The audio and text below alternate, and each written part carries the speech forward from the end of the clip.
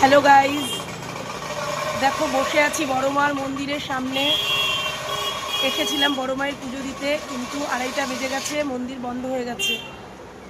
তো আবার মন্দির খুলবে 4টের সময়, বিকেল 4টের সময়। তো আমি আর দিদি এখানে বসে আছি। এখন কিন্তু রাস্তা একদম ফাঁকা, দুপুর টাইম, মন্দিরও ফাঁকা, মন্দিরটাও পুরো ফাঁকা রয়েছে।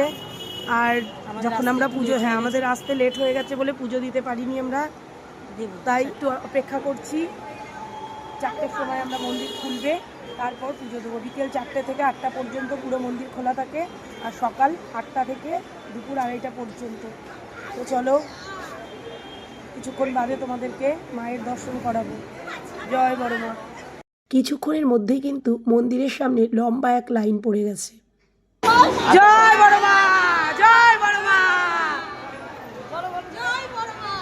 মন্দিরের ভেতরে প্রবেশ করতেই যেন এক আলাদাই শান্তি। চলো আমার ভিডিওর মাধ্যমে তোমাদের বড় মাকে দর্শন করাবো। মায়ের একদম সামনে দাঁড়িয়ে পুজো দিয়ে নিলাম। তোমরা যারা বড় মাকে ভালোবাসো তারা কিন্তু কমেন্টে জয় বড় মা লিখতে ভুলো না।